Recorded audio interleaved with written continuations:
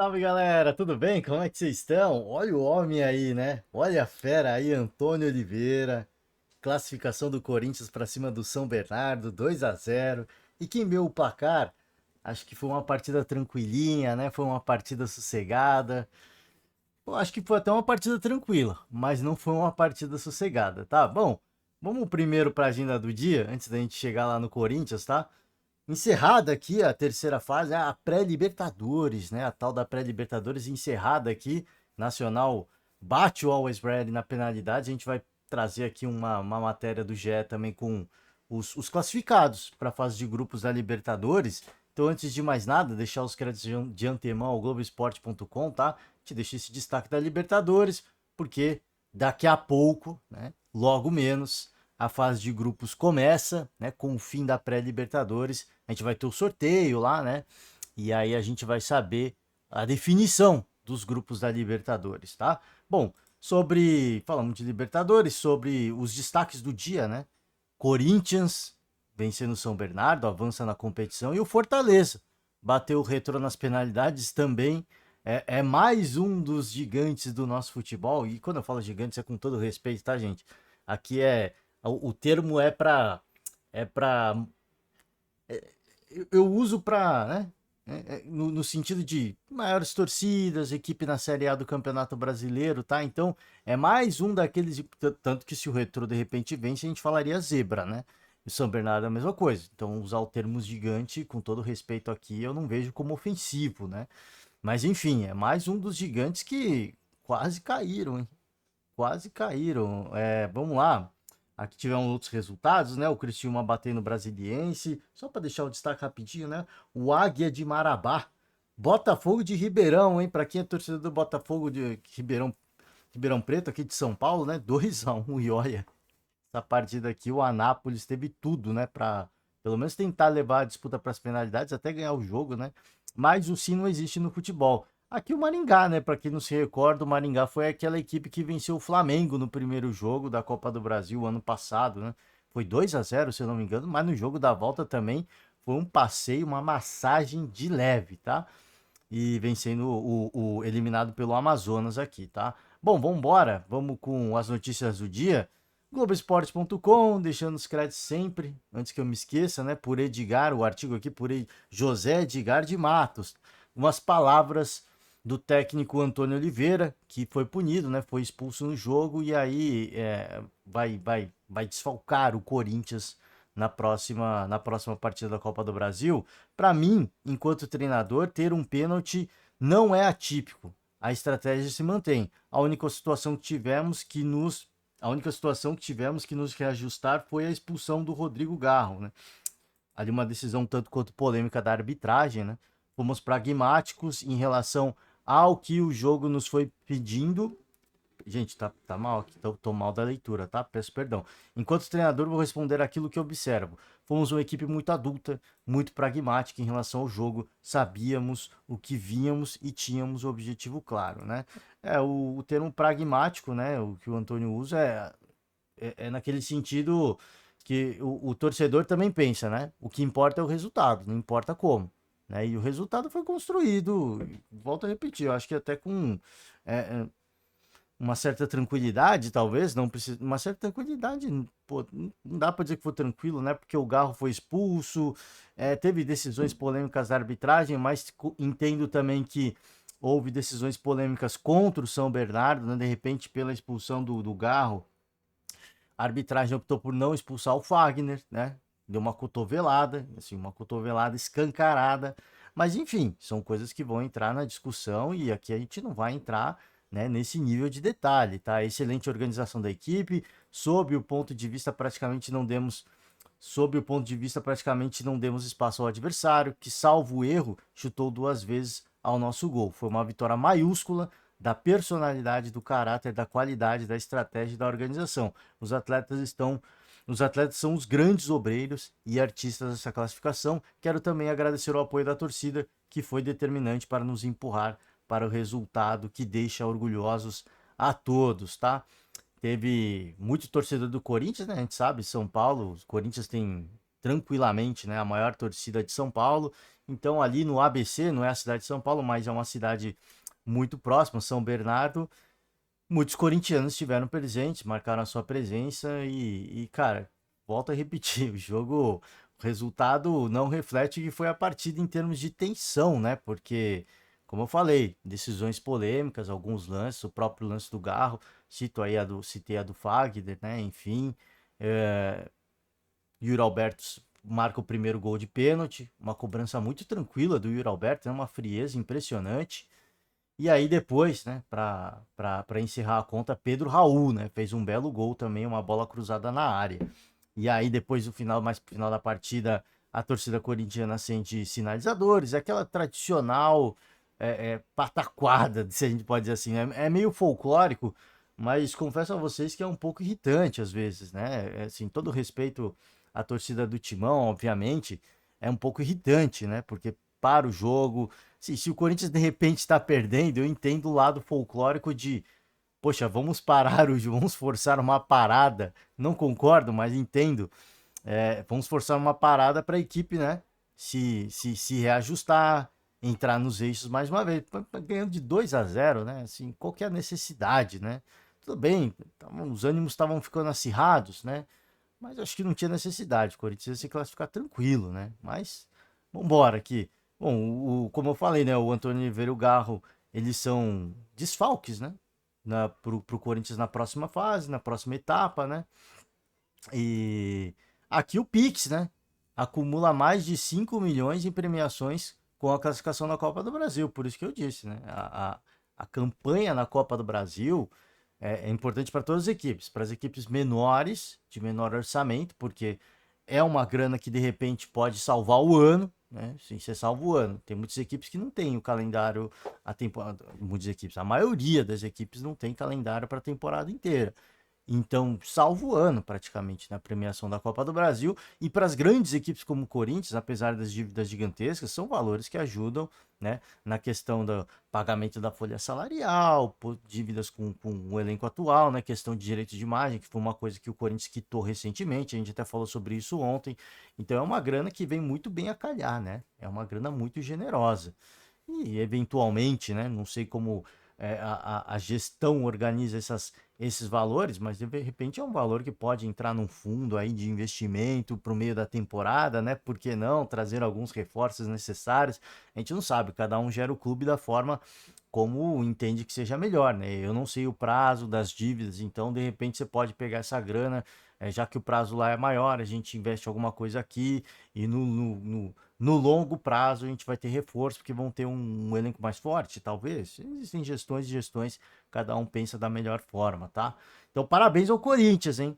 Parabéns ao Corinthians, mais um gigante que avança na competição. Muito bom, cara. Assim, eu sempre falo aqui, né? E eu acho que todo mundo gosta de uma vez ou outra ver uma zebrinha e tudo mais, mas eu gosto de ver os gigantes se digladiando. Pô, se a gente parar pra pensar, o ano passado foi um espetáculo, né? As fases finais, semifinal, final. Então, foi um espetáculo, né? Foi um espetáculo. A gente teve na final as equipes de equipes não, né? Não, a final foi o São Paulo e o Flamengo, né? O Corinthians e o Flamengo foi no ano anterior. Enfim, né? A gente vê as grandes equipes. O Corinthians avançou bem na Copa do Brasil também. Então, assim, eu gosto de ver. O Corinthians foi, inclusive, foi eliminado pelo São Paulo, né? Então, eu gosto de ver, né? Eu gosto de ver esses embates, né? A gente vê clássicos nacionais e regionais. Então, sempre fala aqui, uma zebrinha é legal, é divertido? É, mas eu gosto de ver os gigantes, né? A gente gosta de ver bom futebol. E se não for possível bom futebol, a gente gosta de ver tensão, gosta de ver nervosismo, nervos à flor da pele. Então tá de parabéns o Corinthians e uma grana muito bem-vinda, né? Uma grana muito bem-vinda. Bom, vamos de Fortaleza, a gente falou do Fortaleza, né? Classificação suada, sofrida, precisava ser assim? Obviamente que não, né? Ainda mais um jogo na Arena Castelão, né? Precisava ter sido com contextos tão dramáticos, né? Mas vamos lá, vamos pegar algumas palavras do Juan Pablo Vojvoda. Eu observo o rendimento de jogadores, como estão nas partidas e nos treinos. Achava que Machuca estava em bom momento e precisávamos desse homem entre linhas. Também precisávamos de um meio forte, Pedro Augusto. Optamos por começar desse jeito, deu certo no final, conseguindo uma passagem para a próxima fase. Sofremos, não tínhamos que sofrer desse jeito, mas futebol é assim. Tem outros times de primeira que passaram por isso. E analisamos bem o Retrô, um time que tem investimento de jogadores que correspondem a outra categoria, com muitos jogadores que passaram pela Série A, apesar de estarem na Série B. Né? Aqui o Vojvoda deixa uma singela homenagem e muito respeito ao Retrô, mas com todo respeito, não há nível de comparação, né?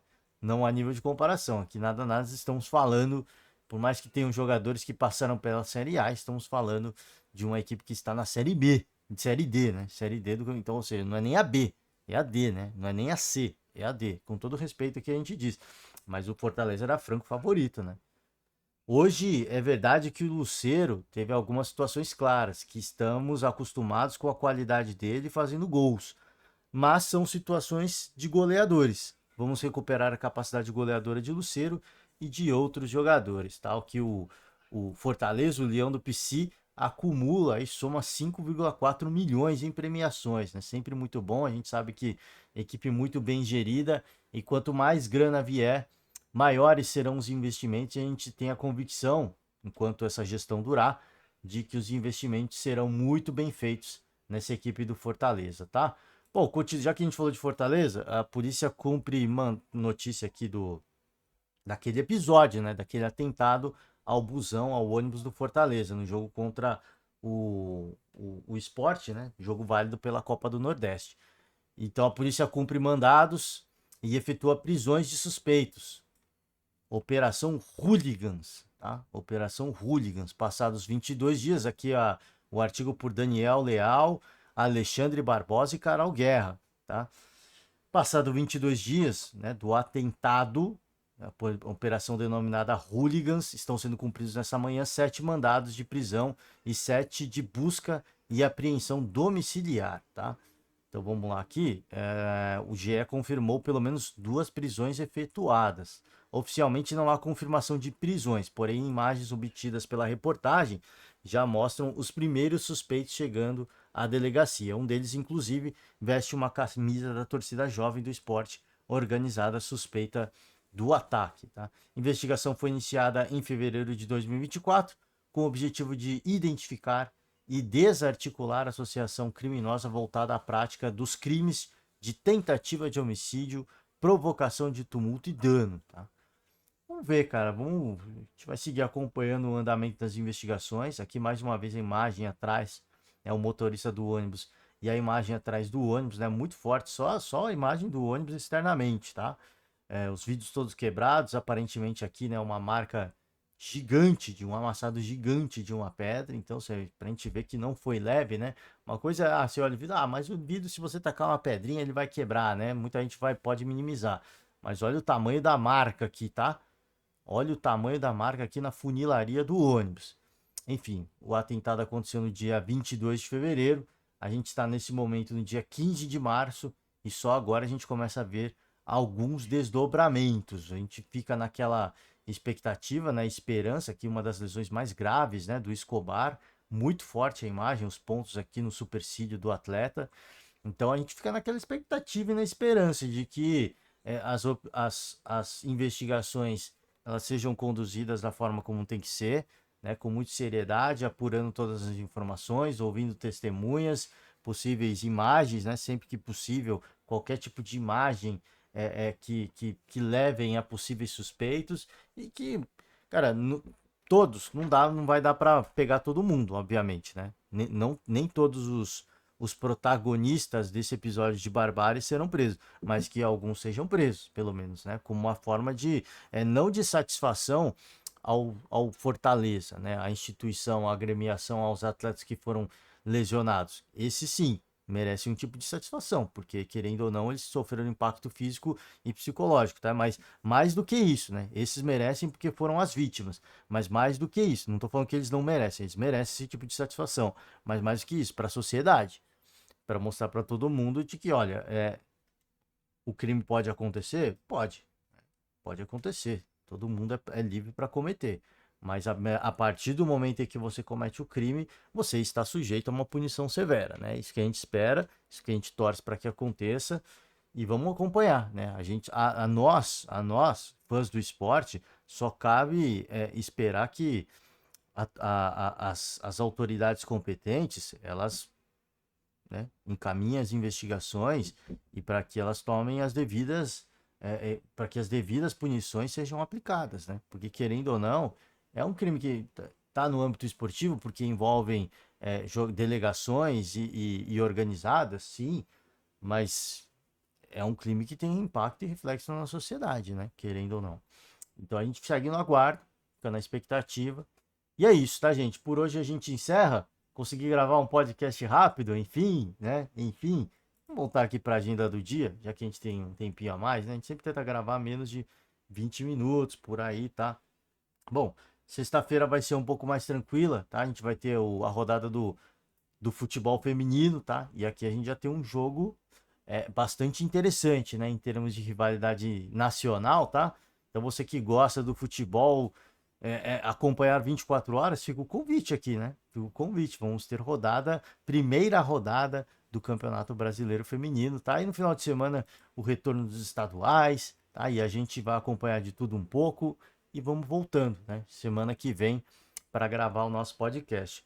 Bom, boa sexta-feira para todo mundo, né? Ótima sexta-feira para todos. Juízo, né, gente? Juízo, é sempre importante participar, sempre importante aproveitar, né? Extravasar, mas juízo, gente, juízo. Pega leve, tá? Enfim, acompanhe seu clube de coração. Encerramos por hoje. Você que nos acompanha aqui, deixa uma moralzinha pra gente, né? Deixa aquele famoso moral. Agora me despeço, fecho a conta. Muito obrigado, um forte abraço, ótimo final de semana e até semana que vem. Tchau.